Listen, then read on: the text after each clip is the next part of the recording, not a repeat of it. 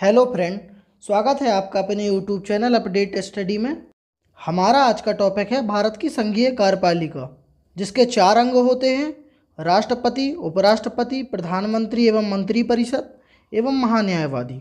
इससे संबंधित जितने भी वस्तुनिष्ठ प्रश्न बन सकते हैं और परीक्षाओं में आने वाले प्रश्न और परीक्षाओं से पूछे गए प्रश्न, इन सभी प्रश्नों को हमने इस वीडियो में शामिल किया है। तो देखते हैं राष्ट्रपति से संबंधित कुछ प्रश्नों की श्रृंखला। आज की वीडियो का पहला क्वेश्चन: भारतीय संविधान के किस भाग में संघीय कार्यपालिका का वर्णन किया गया है? ऑप्शन दिए हैं भाग 4, भाग 5, भाग 6, इनमें से कोई नहीं। तो इसका सही आंसर है भाग 5। इसमें भारत की संघीय कार्यपालिका का वर्णन दिया है। अदर ऑप्शन भी देख लेते हैं। भाग 4, इसके अंतर्गत राज्य की नीति निर्देशक तत्वों का वर्णन है। भाग 6, इसके अंतर्गत राज्य की कार्यपालिका का वर्णन किया गया है। अगला प्रश्न: भारत की संघीय कार्यपालिका के अंग हैं। ऑप्शन देखेंगे राष्ट्रपति, उपराष्ट्रपति, प्रधानमंत्री एवं मंत्रिपरिषद, महान्यायवादी, उपरोक्त सभी। तो जो इसका सही आंसर है वो होगा उपरोक्त सभी। इन 4 अंगों से संघ की कार्यपालिका का निर्माण होता है और सबका अपना एक अलग महत्व है। अगला क्वेश्चन है: भारत का प्रथम नागरिक कौन होता है? ऑप्शन देखेंगे प्रधानमंत्री, राज्यपाल, राष्ट्रपति, लोकसभा अध्यक्ष। तो इसका सही आंसर होगा राष्ट्रपति भारत का प्रथम नागरिक होता है। राष्ट्र की एकता, अखंडता और सुदृढ़ता को बनाए रखता है एवं राष्ट्र के सभी संवैधानिक एवं कार्यपालिकीय शक्तियां राष्ट्रपति में निहित होती हैं। इसलिए भारत का प्रथम नागरिक राष्ट्रपति को ही कहा जाता है। अगला क्वेश्चन: भारतीय गणराज्य का सर्वोच्च पद है। ऑप्शन देखेंगे प्रधानमंत्री, भारत के मुख्य न्यायाधीश, राष्ट्रपति, ये सभी। इसका सही आंसर होगा राष्ट्रपति। राष्ट्रपति का पद जो होता है भारत का सर्वोच्च पद कहलाता है। भारतीय संविधान में गणराज्य शब्द का उल्लेख किया गया है, जिसका अर्थ होता है यहाँ भारत में शासन वंशानुगत न होकर निर्वाचित होता है। जैसे राष्ट्रपति एक निश्चित अवधि के लिए चुना जाता है, जैसे कि 5 वर्ष तक राष्ट्रपति का कार्यकाल होता है। बढ़ते हैं नेक्स्ट क्वेश्चन की तरफ। भारत में राष्ट्रपति का निर्वाचन किस प्रकार से होता है? तो देखेंगे ऑप्शन को प्रत्यक्ष रूप से, अप्रत्यक्ष रूप से, लोकसभा के सदस्यों द्वारा, राज्यसभा के सदस्यों द्वारा। तो जो इसका सही आंसर होगा वो होगा अप्रत्यक्ष रूप से राष्ट्रपति का निर्वाचन होता है। नेक्स्ट क्वेश्चन: भारतीय संविधान के किस अनुच्छेद में राष्ट्रपति के पद का उल्लेख है? ऑप्शन देखेंगे अनुच्छेद 52, अनुच्छेद 53, अनुच्छेद 54, अनुच्छेद 55। तो जो इसका सही आंसर है वो होगा अनुच्छेद 52। अनुच्छेद 52 में राष्ट्रपति के पद का उल्लेख है। अदर ऑप्शन भी देखते हैं। अनुच्छेद 53, इसके अंतर्गत क्या है? राष्ट्रपति में भारत की सभी संघीय एवं कार्यपालिकीय शक्तियां निहित होती हैं। अनुच्छेद 54 में क्या है? राष्ट्रपति के निर्वाचन संबंधी प्रक्रिया है। अनुच्छेद 55 में राष्ट्रपति की निर्वाचन रीति है, जैसे कि एकल संक्रमण प्रणाली द्वारा होगा, इसका वर्णन किया गया है। नेक्स्ट क्वेश्चन: निम्नलिखित में से कौन भारत के राष्ट्रपति के निर्वाचन हेतु निर्वाचन मंडल में शामिल नहीं होता है? तो ऑप्शन देखेंगे राज्यसभा के निर्वाचित सदस्य, लोकसभा के निर्वाचित सदस्य, राज्यों की विधानसभाओं के निर्वाचित सदस्य, राज्यों के विधान परिषद के निर्वाचित सदस्य। तो जो इसका सही आंसर है वो होगा राज्यों के विधान परिषद के निर्वाचित सदस्य इसमें भाग नहीं लेते हैं। अदर ऑप्शन देखेंगे राज्यसभा के जो सांसद होते हैं निर्वाचित, वो भाग लेते हैं। लोकसभा के निर्वाचित सांसद भी भाग लेते हैं। राज्यों की विधानसभाओं के निर्वाचित सदस्य मतलब विधायक भी राष्ट्रपति के निर्वाचन में भाग लेते हैं। और याद रखने योग्य बात ये भी होगी कि केंद्र शासित प्रदेश जो दिल्ली एवं पांडुचेरी के भी निर्वाचित सदस्य इसमें भाग लेंगे। एक चीज़ का विशेष ध्यान रखना होगा, इसमें मनोनीत सदस्य भाग नहीं लेते हैं। मनोनीत सदस्य भाग नहीं लेते हैं। नेक्स्ट क्वेश्चन: राष्ट्रपति के पद संबंधी महाभियोग प्रक्रिया में कौन भाग नहीं लेता है? ऑप्शन देखेंगे लोकसभा के निर्वाचित सदस्य, राज्यसभा के निर्वाचित सदस्य, दोनों सदनों के मनोनीत सदस्य, राज्य विधानसभाओं के निर्वाचित सदस्य। तो जो इसका सही आंसर होगा वो होगा राज्य विधानसभाओं के निर्वाचित सदस्यों को महाभियोग की प्रक्रिया में शामिल नहीं किया जाता है। इसमें 2 फैक्ट और जाने लेंगे। महाभियोग संबंधी प्रक्रिया भारतीय संविधान के अनुच्छेद 61 में वर्णित है। और भी कुछ याद रखने योग्य है, जैसे कि महाभियोग प्रक्रिया में संसद के दोनों सदन जो होते हैं, लोकसभा एवं राज्यसभा, दोनों से कहीं से भी महाभियोग की प्रक्रिया स्टार्ट की जा सकती है। और दिल्ली एवं पांडुचेरी दोनों के निर्वाचित सदस्यों को महाभियोग की प्रक्रिया में शामिल नहीं किया जाता है। अगला क्वेश्चन है, निम्न में से ऐसे राष्ट्रपति का चुनाव करें जिनकी मृत्यु राष्ट्रपति कार्यकाल के दौरान हुई। ऑप्शन देखेंगे, डॉक्टर राजेंद्र प्रसाद, जाकिर हुसैन, फखरुद्दीन अली अहमद। ऑप्शन चौथा है 2 और 3 दोनों। इसका सही आंसर होगा 2 और 3 दोनों। जाकिर हुसैन एवं फखरुद्दीन अली 2 ऐसे राष्ट्रपति थे जिनकी मृत्यु उनके कार्यकाल के दौरान ही हुई थी। अगला क्वेश्चन है, भारतीय राष्ट्रपति की तुलना किससे की जाती है। ऑप्शन देखेंगे, ब्रिटेन के राष्ट्रपति, फ्रांस के राष्ट्रपति, जर्मनी के राष्ट्रपति, अमेरिकी राष्ट्रपति। तो जो इसका सही आंसर है वो होगा अमेरिकी राष्ट्रपति से भारत के राष्ट्रपति की तुलना की जा सकती है, क्योंकि भारतीय संविधान में राष्ट्रपति के पद का प्रावधान अमेरिका से ही लिया गया है, इसलिए तुलना भी अमेरिकी राष्ट्रपति से होगी। अगला क्वेश्चन है, भारत के राष्ट्रपति पद के लिए निर्वाचन की कौन सी पद्धति अपनाई गई है। तो देखेंगे, ऑप्शन प्रत्यक्ष प्रणाली, नियुक्ति प्रणाली, समानुपातिक प्रतिनिधित्व की एकल संक्रमण प्रणाली एवं मतदान प्रणाली। इसका सही आंसर है समानुपातिक प्रतिनिधित्व की एकल संक्रमण प्रणाली। यह एक प्रकार की गुप्त मतदान प्रणाली है। राष्ट्रपति को निर्वाचित होने के लिए मतों का एक निश्चित भाग प्राप्त करना होता है, जिसे कोटा कहते हैं, और यह समानुपातिक प्रतिनिधित्व की एकल संक्रमण प्रणाली के अंतर्गत ही आता है। नेक्स्ट क्वेश्चन है, किस अनुच्छेद के अंतर्गत राष्ट्रपति उपराष्ट्रपति के चुनाव से संबंधित विवादों का समाधान उच्चतम न्यायालय द्वारा किया जाता है। अनुच्छेद देखेंगे, अनुच्छेद 60, अनुच्छेद 61, अनुच्छेद 62, अनुच्छेद 71। तो जो इसका सही आंसर है वो है अनुच्छेद 71। इसके अंतर्गत राष्ट्रपति एवं उपराष्ट्रपति के चुनाव संबंधी विवादों का समाधान उच्चतम न्यायालय द्वारा ही किया जाएगा। अदर ऑप्शन देख लेते हैं। अनुच्छेद 60 में राष्ट्रपति के शपथ ग्रहण संबंधी प्रावधान है। अनुच्छेद 61 के अंतर्गत राष्ट्रपति पर महाभियोग चलाने की प्रक्रिया है। और अनुच्छेद 72 में राष्ट्रपति के क्षमादान शक्तियों का वर्णन किया गया है। अगला क्वेश्चन है, लोकसभा में 2 एंग्लो इंडियन सदस्य को मनोनीत किसके द्वारा किया जाता है। तो ऑप्शन देखेंगे, लोकसभा अध्यक्ष के द्वारा, प्रधानमंत्री के द्वारा, राष्ट्रपति के द्वारा, इनमें से कोई नहीं। तो जो इसका सही आंसर है वो होगा राष्ट्रपति के द्वारा। लोकसभा में 2 एंग्लो इंडियन सदस्य को मनोनीत किया जाता है और एवं राज्यसभा में 12 मनोनीत सदस्यों को नियुक्त किया जाता है। याद रखने योग्य बात, एंग्लो इंडियन जो है उनका वर्णन जो है भारतीय संविधान के अनुच्छेद 331 में किया गया है और इसी में इनकी परिभाषा दी गई है। बढ़ते हैं नेक्स्ट क्वेश्चन की तरफ। राष्ट्रपति को उसके पद की शपथ कौन दिलाता है। ऑप्शन देखेंगे, सुप्रीम कोर्ट का मुख्य न्यायाधीश, सुप्रीम कोर्ट का वरिष्ठ न्यायाधीश, भारत के महान्यायवादी, भारत के प्रधानमंत्री। तो जो इसका सही आंसर है वो होगा सुप्रीम कोर्ट के मुख्य न्यायाधीश द्वारा राष्ट्रपति को उनके पद की शपथ दिलाई जाती है। यदि सुप्रीम कोर्ट के मुख्य न्यायाधीश अनुपस्थित हैं तब ऐसी स्थिति में वरिष्ठतम न्यायाधीश द्वारा शपथ दिलाई जाएगी। अगला क्वेश्चन है, भारत के राष्ट्रपति को उसके पद से हटाया जाता है। तो जो इसका सही आंसर है वो होगा संसद द्वारा राष्ट्रपति को उनके पद से हटाया जा सकता है। तो यह प्रक्रिया को ही महाभियोग प्रक्रिया कहते हैं। अगला क्वेश्चन है, लोकसभा एवं राज्यसभा की संयुक्त बैठक किसके द्वारा बुलाई जाती है।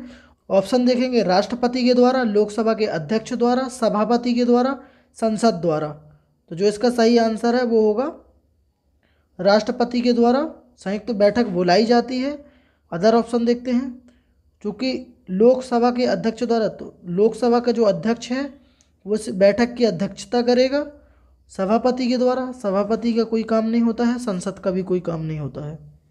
अगला क्वेश्चन है, भारत के राष्ट्रपति अपना त्यागपत्र किसे देते हैं। ऑप्शन देखेंगे लोकसभा स्पीकर को, प्रधानमंत्री को, उपराष्ट्रपति को, भारत के मुख्य न्यायाधीश को। तो जो इसका सही आंसर है वो होगा उपराष्ट्रपति को। अगला क्वेश्चन है, यदि भारत के राष्ट्रपति का पद रिक्त हो जाए और उपराष्ट्रपति भी मौजूद ना रहे तब किसे भारत का कार्यवाहक राष्ट्रपति बनाया जाता है? ऑप्शन देखेंगे राज्यसभा के उपसभापति को, भारत के महान्यायवादी को, लोकसभा के अध्यक्ष को, सर्वोच्च न्यायालय के मुख्य न्यायाधीश को। तो जो इसका सही आंसर है वो होगा सर्वोच्च न्यायालय के मुख्य न्यायाधीश को कार्यवाहक राष्ट्रपति बनाया जाएगा, क्योंकि उपराष्ट्रपति को कार्यवाहक राष्ट्रपति के रूप में नियुक्त किया जाता है, परंतु ऑप्शन में उपराष्ट्रपति नहीं दिया है, इसलिए ऑप्शन हमारा चौथा ही सही होगा। अगला क्वेश्चन है हमारा, भारतीय संविधान की समस्त कार्यपालिकीय शक्तियाँ किसमें निहित होती हैं? ऑप्शन देखेंगे प्रधानमंत्री में, राष्ट्रपति में, भारत की मंत्रिपरिषद में, संसद में। इसका सही आंसर होगा राष्ट्रपति। राष्ट्रपति में भारतीय संविधान की संवैधानिक एवं कार्यपालिकीय शक्तियाँ निहित होती हैं। अगला ऑप्शन है प्रधानमंत्री। प्रधानमंत्री में वास्तविक शक्तियों का प्रधान होता है। वास्तविक शक्तियों का प्रधान कौन होता है? प्रधानमंत्री होता है। बढ़ते हैं नेक्स्ट क्वेश्चन की तरफ। भारत में महाभियोग की प्रक्रिया की प्रकृति क्या है? न्यायिक प्रक्रिया, अर्धन्यायिक प्रक्रिया, विधायी प्रक्रिया, कार्यपालिकीय प्रक्रिया। तो जिसका सही आंसर होगा वो होगा अर्धन्यायिक प्रक्रिया। महाभियोग की प्रक्रिया भारतीय संविधान के अनुच्छेद 61 में दी गई है। नेक्स्ट क्वेश्चन है, राष्ट्रपति द्वारा क्षमादान देने की शक्ति का उल्लेख किस प्रकार की शक्तियों में किया गया है? तो ऑप्शन देखेंगे कार्यपालिकीय शक्ति, विधायी शक्ति, न्यायिक शक्ति या स्वविवेक शक्ति। तो जो इसका सही आंसर है वो होगा न्यायिक शक्ति। बढ़ते हैं नेक्स्ट क्वेश्चन की तरफ। निम्नलिखित में से किसी भी भौगोलिक क्षेत्र को अनुसूचित क्षेत्र घोषित करने का संवैधानिक अधिकार प्राप्त है? ऑप्शन देखेंगे राष्ट्रपति को, मुख्यमंत्री को, या प्रधानमंत्री को, या राज्यपाल को। तो जो इसका सही आंसर है वो होगा राष्ट्रपति को। राष्ट्रपति को किसी भी भौगोलिक क्षेत्र को अनुसूचित क्षेत्र घोषित करने का अधिकार प्राप्त है। मुख्यमंत्री को नहीं है, ना ही प्रधानमंत्री को है, ना ही राज्यपाल को है। बढ़ते हैं नेक्स्ट क्वेश्चन की तरफ। भारतीय राष्ट्रपति को निम्नलिखित में से कौन से वीटो शक्ति प्राप्त है? पॉकेट वीटो, निलंबनकारी वीटो, अत्यंतिक वीटो, ये सभी। इसका सही आंसर है ये सभी। भारतीय संविधान के द्वारा राष्ट्रपति को ये तीनों ही शक्तियाँ प्राप्त हैं। इन्हें देख लेते हैं। Pocket veto. पॉकेट वीटो का अर्थ होता है राष्ट्रपति किसी भी विधेयक को अपने पास रख सकता है, उसमें सहमति दे या ना दे यह उसका अधिकार होगा। निलंबनकारी वीटो का अर्थ है कोई भी विधेयक राष्ट्रपति पुनः विचार के लिए संसद को भेज सकता है। इसमें अपवाद है जो संविधान संशोधन विधेयक एवं धन विधेयक, इन दोनों को अनुमति देने के लिए राष्ट्रपति बाध्य होगा। तीसरा ऑप्शन है अत्यंतिक वीटो। इसका मतलब होता है विधेयक को सुरक्षित रखने का अधिकार राष्ट्रपति को है। बढ़ते हैं नेक्स्ट क्वेश्चन की तरफ। निम्नलिखित में से किसकी नियुक्ति राष्ट्रपति के द्वारा नहीं की जाती है? तो ऑप्शन देखेंगे भारत का महान्यायवादी, प्रधानमंत्री एवं उसकी मंत्रिपरिषद, नियंत्रक एवं महालेखा परीक्षक, राज्य के वित्त आयोग के अध्यक्ष एवं सदस्य। इसका सही आंसर है राज्य के वित्त आयोग के अध्यक्ष एवं सदस्य की नियुक्ति जो होती है वो राष्ट्रपति के द्वारा नहीं होती है, इनकी नियुक्ति राज्यपाल करता है। नेक्स्ट क्वेश्चन देखेंगे, भारत के राष्ट्रपति की शक्ति नहीं है। ऑप्शन देखेंगे अध्यादेश जारी करने की शक्ति, उच्चतम न्यायालय से परामर्श करना, क्षमादान की शक्तियाँ, संसद के दोनों सदनों को संदेश भेजना। तो जिसका सही आंसर है वो होगा संसद के दोनों सदनों को संदेश भेजना राष्ट्रपति का कार्य नहीं है। अदर ऑप्शन है अध्यादेश जारी करने की शक्ति भी राष्ट्रपति की है एवं किसी भी विशेष मसले में राष्ट्रपति उच्चतम न्यायालय के मुख्य न्यायाधीश से सलाह ले सकता है।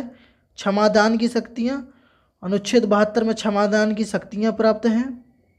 बढ़ते हैं नेक्स्ट क्वेश्चन की तरफ। राष्ट्रपति को अध्यादेश जारी करने की शक्ति निम्न में से किस अनुच्छेद के अंतर्गत दी गई है?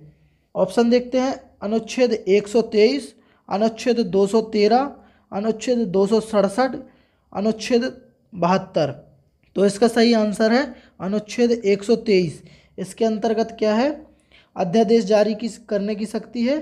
यदि राष्ट्रपति को ऐसा लगता है कि तत्काल में कोई कानून बनाने की आवश्यकता है तो वह अनुच्छेद 123 का प्रयोग करके कानून बना सकता है। अन्य ऑप्शन भी देख लेते हैं। अनुच्छेद 213, इसके अंतर्गत राज्यपाल को राज्य में अध्यादेश जारी करने की शक्ति प्राप्त है। अनुच्छेद 267, इसके अंतर्गत संचित निधि, भारत की संचित निधि का प्रावधान किया गया है। अनुच्छेद 72, राष्ट्रपति को क्षमादान की शक्तियाँ प्राप्त हैं। अगला क्वेश्चन है, सर्वप्रथम भारत में किस राष्ट्रपति के द्वारा जेवी वीटो या पॉकेट वीटो का प्रयोग किया गया? ऑप्शन देखेंगे, Giani Zail Singh, doctor Rajendra Prasad, R Venkat Raman, A P J Abdul Kalam. तो जिसका सही आंसर है वो होगा ज्ञानी झेल सिंह। इनके द्वारा जेवी वीटो प्रयोग किया गया था, जिसके अंतर्गत क्या हुआ था, डाकघर अधिनियम को सुरक्षित रखा गया था। अदर ऑप्शन देखते हैं, डॉक्टर राजेंद्र प्रसाद ने पेप्सियो विनियोग विधेयक के लिए अत्यंतिक वीटो का प्रयोग किया था। नेक्स्ट क्वेश्चन, निम्नलिखित में से किसकी नियुक्ति राष्ट्रपति अपने स्वविवेक शक्ति के आधार पर करता है? ऑप्शन देखेंगे, प्रधानमंत्री की नियुक्ति, लोकसभा अध्यक्ष की नियुक्ति, राज्यसभा अध्यक्ष, इनमें से कोई नहीं। तो जो इसका सही आंसर है वो होगा प्रधानमंत्री की नियुक्ति स्वविवेक शक्ति के अंतर्गत आती है। अदर ऑप्शन देखेंगे, लोकसभा अध्यक्ष की नियुक्ति, तो लोकसभा के सांसद मिलकर लोकसभा अध्यक्ष की नियुक्ति करते हैं। अगला क्वेश्चन है, युद्ध, बाह्य आक्रमण या सशस्त्र विद्रोह की स्थिति में किसके द्वारा राष्ट्रीय आपातकाल की घोषणा की जाती है? ऑप्शन देखेंगे, राज्यपाल, प्रधानमंत्री, उपराष्ट्रपति, राष्ट्रपति। तो जो इसका सही आंसर है वो होगा राष्ट्रपति। इनके द्वारा आपातकाल की घोषणा की जा सकती है। यह अनुच्छेद 352 में निर्धारित किया गया है। इसमें जो सशस्त्र विद्रोह दिया है, इस शब्द को 44वें संविधान संशोधन अधिनियम 1978 के द्वारा संविधान में जोड़ा गया था। पहले सशस्त्र विद्रोह के स्थान पर आंतरिक अशांति हुआ करता था। अगला क्वेश्चन है, किसी युद्ध को शुरू करने व समाप्त करने की घोषणा का अधिकार राष्ट्रपति के किस शक्ति के अंतर्गत आता है? ऑप्शन देखेंगे, न्यायिक शक्ति, सैन्य शक्ति, स्वाविवेक शक्ति, आपातकालीन शक्ति। इसका सही आंसर है सैन्य शक्ति। राष्ट्रपति थल सेना, जल सेना और वायु सेना का प्रमुख होता है, इसलिए उसे यह अधिकार है कि युद्ध की शुरू करने की घोषणा कब करनी है और युद्ध को समाप्त करने की घोषणा कब करनी है। अदर ऑप्शन देख लेते हैं।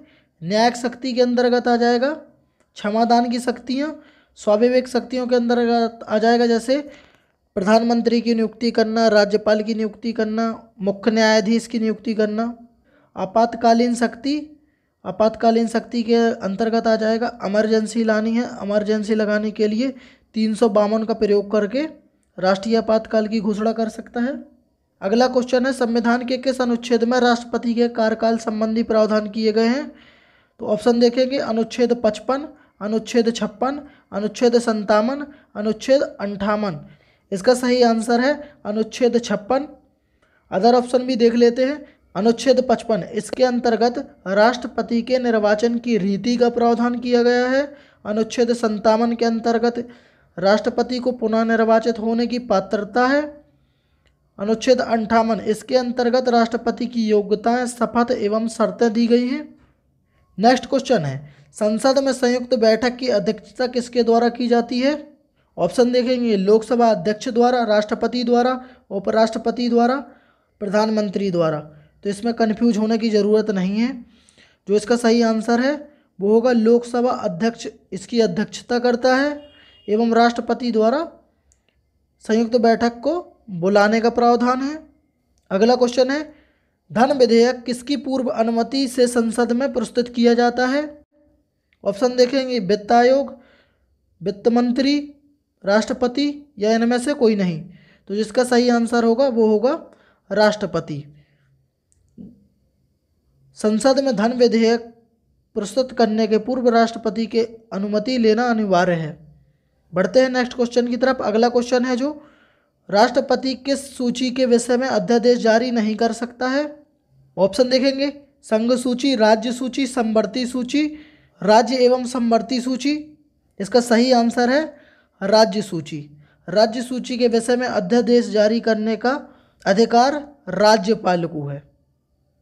अगला क्वेश्चन है, सांसदों के वेतन का निर्धारण कौन करता है? ऑप्शन देखेंगे, राष्ट्रपति, लोकसभा अध्यक्ष, केंद्रीय मंत्रिपरिषद, संसद।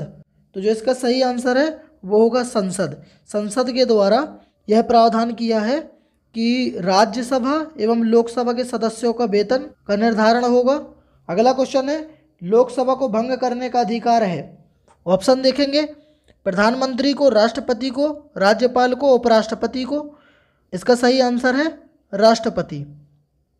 यह लोकसभा को भंग कर सकता है। यह अधिकार भारतीय संविधान के अनुच्छेद 85 से प्राप्त है।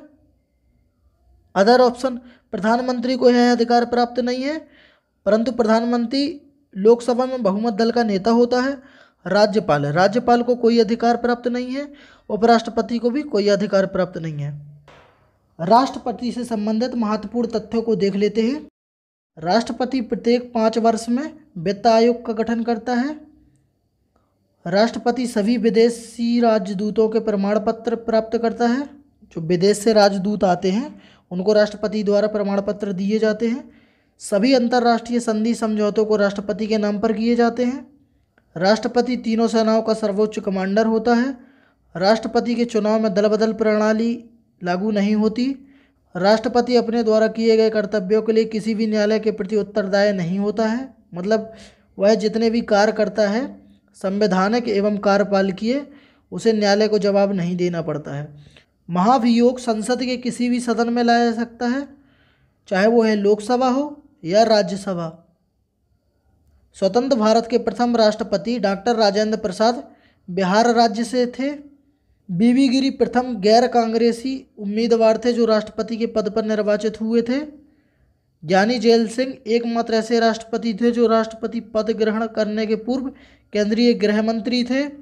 न्यायमूर्ति एम हिदायतुल्ला एकमात्र ऐसे राष्ट्रपति थे जिन्होंने सुप्रीम कोर्ट के मुख्य न्यायाधीश होने के बाद राष्ट्रपति पद संभाला था। कार्यवाहक राष्ट्रपति के रूप में कार्य किया था। डॉक्टर स्वामी राधाकृष्णन लगातार 2 बार उपराष्ट्रपति एवं एक बार राष्ट्रपति बने। बीबी गिरी एकमात्र ऐसे राष्ट्रपति थे जिनके निर्वाचन के समय दूसरे चक्र की मतगणना करनी पड़ी थी। नीलम संजीव रेड्डी ऐसे राष्ट्रपति हुए जो एक बार चुनाव में हार गए, फिर बाद में निर्विरोध राष्ट्रपति निर्वाचित हुए। यह बहुत बार क्वेश्चन पूछा जा चुका है कि भारत के ऐसे कौन से राष्ट्रपति हैं जो निर्विरोध चुने गए थे। भारत की प्रथम महिला राष्ट्रपति प्रतिभा देवी सिंह पाटिल थी। राष्ट्रपति से संबंधित कुछ और वस्तुनिष्ठ प्रश्न बन सकते थे, परंतु क्या है, वीडियो लंबा होने के कारण मैंने उसे नहीं बनाया है, और परंतु इससे जितने भी तथ्यात्मक प्रश्न बन सकते थे उसे मैंने महत्वपूर्ण तथ्य के रूप में दे दिया है। आप लोग इसे एक बार ज़रूर पढ़ लीजिएगा। नेक्स्ट वीडियो में उपराष्ट्रपति, प्रधानमंत्री एवं महान्यायवादी से संबंधित जितने भी वस्तुनिष्ठ प्रश्न बन सकते हैं वे सभी प्रश्न डिस्कस कर लेंगे। मिलते हैं नेक्स्ट वीडियो में। धन्यवाद।